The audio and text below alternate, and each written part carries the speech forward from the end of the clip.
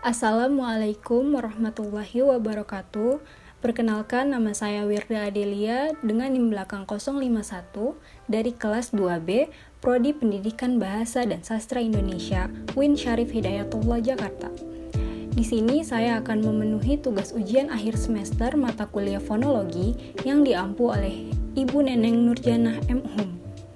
Baiklah, pada video ini, saya akan mempresentasikan beberapa materi, yaitu analisis fonem vokal dan konsonan berdasarkan tabel IPA, distribusi fonem, analisis cluster, dan yang terakhir, allofon. Baik, saya akan menjelaskan secara singkat apa itu fonem dan kajian fonemik. Fonem merupakan satuan terkecil dalam sebuah bahasa. Fonem bersifat fungsional, artinya satuan fonem memiliki fungsi untuk membedakan makna. Fonem berbentuk bunyi. Misalkan dalam bahasa Indonesia, fonem K atau Ke dan fonem G atau G merupakan dua fonem yang berbeda. Kemudian dimasukkan dalam kata cagar dan cakar yang memiliki makna berbeda. Selanjutnya, apa itu kajian fonetik? Fonetik adalah bagian ilmu dalam linguistik yang mempelajari atau menyelidiki bunyi bahasa yang diproduksi oleh manusia tanpa melihat fungsi bunyi itu sebagai pembeda makna dalam suatu bahasa. Secara khusus, fonetik mempelajari pelafalan bunyi-bunyi bahasa. Lebih lanjutnya, fonetik merupakan bidang kajian ilmu pengetahuan yang menelaah bagaimana manusia menghasilkan bunyi-bunyi ujaran, menelaah gelombang-gelombang bunyi bahasa yang dikeluarkan, dan bagaimana alat pendengaran manusia menerima bunyi-bunyi bahasa untuk dianalisis oleh otak manusia. Selanjutnya kita masuk pada materi pertama, yaitu analisis fonem vokal. Contoh yang pertama ada fonem A dan U pada pasangan minimal iba dan ibu. Fonem A dan U inilah yang menjadi pembeda makna di antara keduanya. Kata iba bermakna berbelas kasihan, terharu, dan kasihan. Sedangkan kata ibu bermakna wanita yang telah melahirkan seorang anak, emak, kata sapaan untuk wanita yang sudah bersuami. Contoh yang kedua yaitu fonem I dan A pada pasangan minimal jalin dan jalan. Fonem I dan A dapat dikatakan fonem karena keduanya mempunyai fungsi sebagai pembeda makna. Kata jalin memiliki makna susun, rangkai, anyam, sedangkan kata jalan memiliki makna tempat untuk lalu lintas orang, kendaraan, dan sebagainya, perlintasan dari suatu tempat ke tempat lain, atau bisa juga bermakna perkembangan atau berlangsungnya perundingan, rapat, cerita, dan sebagainya dari awal sampai akhir. Begitu pula dengan contoh ketiga dan keempat. Tabel berikutnya adalah tabel fonem konsonan. Contoh yang pertama yaitu fonem konsonan L dan R pada pasangan minimal lupa dan rupa. Fonem L dan R disebut fonem karena berfungsi sebagai pembeda makna dari dua kata tersebut. Kata lupa memiliki makna lepas dari ingatan, tidak dalam pikiran atau ingatan, tidak teringat. Sedangkan kata rupa memiliki makna keadaan yang tampak di luar pada lahirnya, roman muka, tampang muka, paras muka, raut muka, wujud, macam, atau jenis. Contoh kedua terdapat fonem P dan F dalam pasangan minimal kapan dan kafan. Fonem P dan F berfungsi sebagai pembeda makna di antara keduanya. Kata kapan bermakna kata tanya untuk menanyakan waktu, sedangkan kata kafan bermakna kain putih pembungkus mayat. Begitu pula dengan contoh ketiga dan keempat. Selanjutnya, materi yang kedua yaitu analisis fonem vokal menggunakan tabel IPA atau International Phonetic Alphabet. Bunyi vokal adalah bunyi yang tidak mengalami hambatan dalam alat ucap. Maksudnya, bunyi vokal atau huruf hidup dalam fonetik adalah suara di dalam bahasa lisan yang diciri khaskan dengan pita suara yang terbuka sehingga tidak ada tekanan udara yang terkumpul di atas pangkal tenggorokan pada pita suara atau glotis. Jadi, ketika kita mengucapkan bunyi vokal, udara yang keluar dari paru-paru melalui celah pita suara dialirkan ke alat ucap. dan alat ucap yang dimaksud adalah mulut. Berikut ini adalah peta tempat pembunyian bunyi vokal. Untuk posisi lidah, ini meliputi lidah depan, lidah pusat, atau lidah tengah dan lidah belakang. Dan untuk posisi rahang, ini meliputi bawah, tengah, dan atas. Posisi rahang yang berada di bawah, dalam hal ini mulutnya lebih terbuka. Untuk posisi tengah, mulutnya agak tertutup, lalu posisi atas itu mulutnya cenderung tertutup. Contohnya pada bunyi A, di mana posisi lidahnya berada di depan dan posisi rahangnya berada di bawah, yang mana berarti mulutnya lebih terbuka. Kemudian, bunyi vokal I, di mana posisi lidahnya berada di depan dan posisi rahangnya berada di atas, yang mana itu berarti mulutnya cenderung tertutup. Lalu bunyi U, di mana posisi lidahnya berada di belakang dan posisi rahangnya berada di atas, itu berarti keadaan mulutnya cenderung tertutup. Selanjutnya bunyi E, di mana posisi lidahnya berada di depan dan posisi rahangnya berada di tengah, yang mana berarti mulutnya agak tertutup. Dan yang terakhir bunyi O, di mana posisi lidahnya berada di belakang dan posisi rahangnya berada di tengah, yang berarti mulutnya agak tertutup. Nah, berikutnya yaitu analisis fonem konsonan berdasarkan tabel IPA. Yang pertama, di sini ada bunyi P atau P, yang mana bunyi ini dihasilkan oleh bilabial atau dua bibir dan letupan. Yang kedua, ada bunyi R, yang mana bunyi ini dihasilkan oleh alveolar dan trill atau diiringi dengan getaran. Yang ketiga, yaitu bunyi F, yang mana bunyi ini dihasilkan oleh labiodental atau bunyi yang dihasilkan oleh gigi dan bibir, juga frikatif, yaitu bunyi yang mengalami geseran. Selanjutnya bunyi L, yang dihasilkan oleh alveolar dan aproksiman lateral. Kemudian ada bunyi S, yang dihasilkan oleh alveolar dan frikatif. Lalu bunyi K, yang mana bunyi ini dihasilkan oleh velar atau langit-langit lunak dan letupan. Kemudian ada lagi bunyi B atau B, yang mana melibatkan bilabial dan letupan. Selanjutnya ada lagi bunyi D atau D, yang mana bunyi ini melibatkan alveolar dan letupan.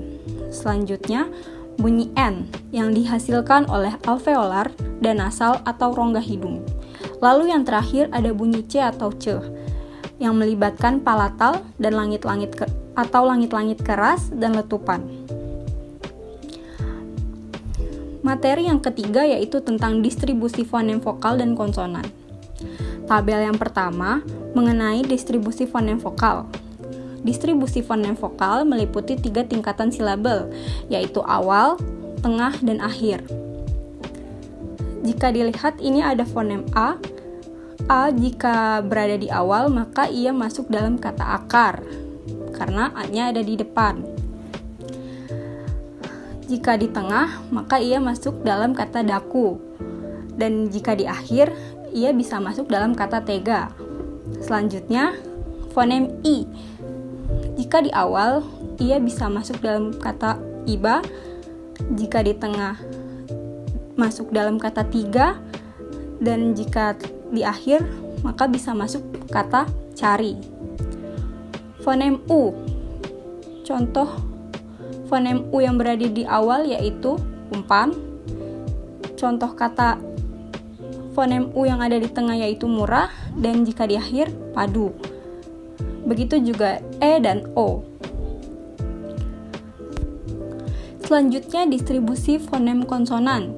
Distribusi fonem konsonan juga merujuk pada 3 tingkatan seperti pada distribusi fonem vokal.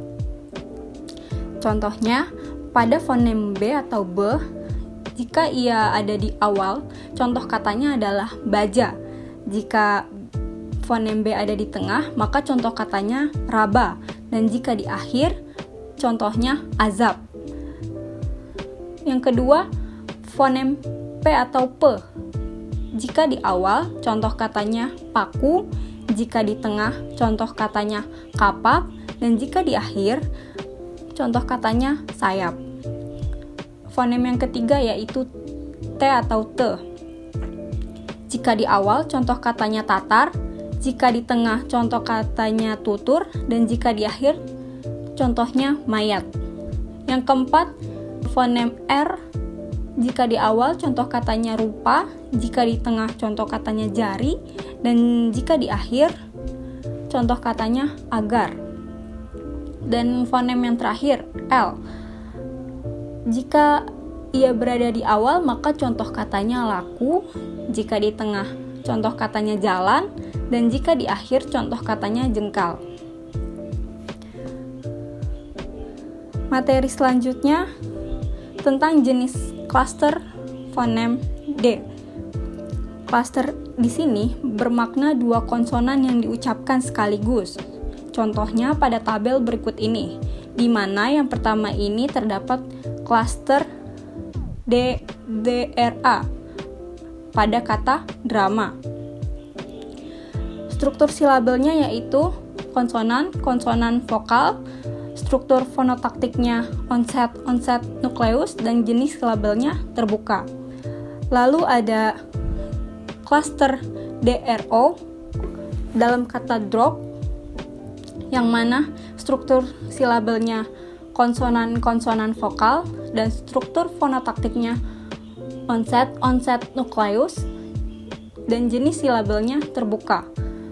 Lalu untuk klaster DRU pada kata drum, yang mana struktur silabelnya adalah konsonan vokal dan struktur fonotaktiknya adalah onset nukleus, yang mana jenis silabelnya terbuka. Lalu kita ambil lagi contoh klaster DRAS dalam kata drastis, yang mana struktur silabelnya adalah konsonan vokal konsonan, lalu struktur fonotaktiknya adalah onset nukleus koda, lalu jenis silabelnya tertutup. Contoh terakhirnya, contoh klaster DROP dalam kata dropsy, yang mana struktur silabelnya adalah konsonan vokal konsonan, struktur fonotaktiknya onset nukleus koda, dan jenis silabelnya adalah tertutup. Yang dimaksud dengan onset adalah konsonan yang berada di awal, sedangkan koda adalah konsonan yang berada setelah vokal. Dan yang terakhir nuklus adalah vokal atau huruf vokal. Dan materi yang terakhir yaitu mengenai alofon berdasarkan tabel A. Alofon adalah varian pelafalan fonem berdasarkan posisi dalam kata. Misalkan, fonem B dalam bahasa Indonesia dilafalkan pada posisi awal menjadi kata besar, dan jika di tengah menjadi kabel, dan di akhir menjadi jawab. Mari kita lihat tabel alofon ini. Yang pertama, fonem A. Dapat dikatakan suku kata terbuka apabila ia masuk dalam kata baju, dan dapat dikatakan suku kata tertutup apabila ia masuk dalam kata abjad. Lalu fonem I. Dapat dikatakan suku kata terbuka apabila ia masuk dalam kata tidak, dan menjadi suku kata tertutup apabila ia masuk dalam kata Islam. Lalu fonem U. Dapat dikatakan suku kata terbuka karena ia masuk dalam kata buka, dan dikatakan suku kata tertutup apabila ia masuk dalam kata untuk. Lalu fonem yang keempat yaitu E. Dapat dikatakan suku kata terbuka apabila ia masuk dalam kata kera. Lalu dikatakan suku kata tertutup jika ia masuk dalam kata sembuh. Dan yang terakhir yaitu fonem O. Dapat dikatakan suku kata terbuka apabila ia masuk dalam kata pola, dan menjadi suku kata tertutup jika ia masuk dalam kata obduksi. Baik, segitu saja yang bisa saya presentasikan. Kurang lebihnya mohon maaf. Wassalamualaikum warahmatullahi wabarakatuh.